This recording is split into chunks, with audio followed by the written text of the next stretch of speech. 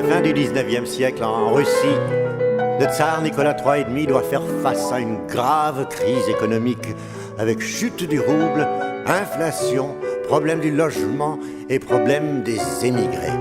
À savoir 3, 4, 5 millions de pauvres petits juifs, fucking little Jews.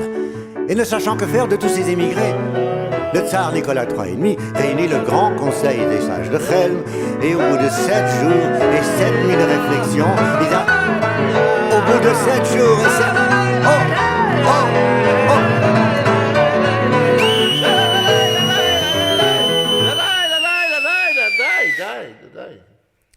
Au bout de 7 jours et 7 nuits de réflexion, le grand conseil des sages de Chelm arrive à la conclusion que la seule façon de régler ce problème d'émigrés, c'est de prendre tous ces fucking little Jews, ces pauvres petits juifs, et de les mettre à la porte de la Russie tsariste avec un grand coup de pied au cul. Ouais.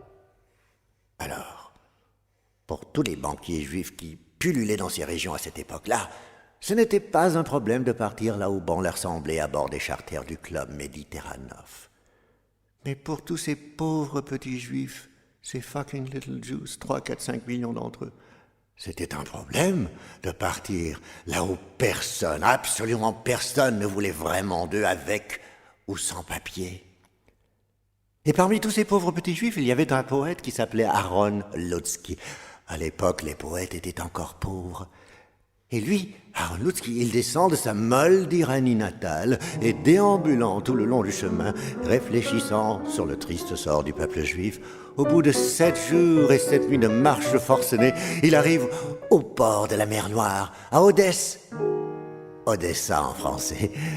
Et là, ne sachant vraiment que faire de lui-même, vers qui ni vers quoi se tourner, le pauvre Aaron Lutzki se jette littéralement à l'eau. Allô? Et il nage, il nage, il nage. Er nage dahin, er nage daher, er nage darauf, er nage darauf. Arrivé à la hauteur des îles Canaries, qu'est-ce qu'il croise? Le grand orchestre de Duke Ellington qui partait en tournée européenne.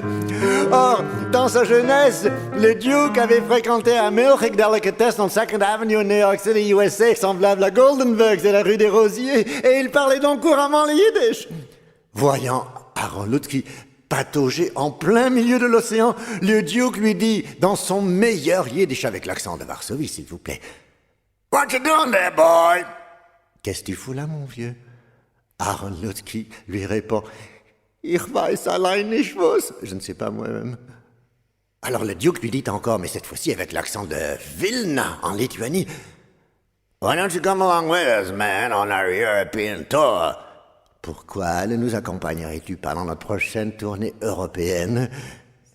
Et Aaron Lutzki, pataugeant toujours, répond, « No thanks, man, I've seen enough on that side of the pond. » Non merci, j'en ai déjà vu assez de ce côté-là.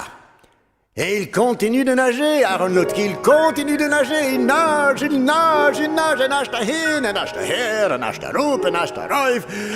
Et nageant ainsi, il arrive finalement en terre promise, dans le port de New York, Statue of Liberty.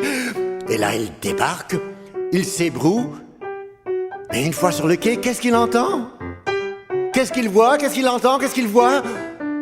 4 mecs tout noirs qui sont en train de jouer une musique qu'il n'a jamais entendue de toute sa vie de moldiranien.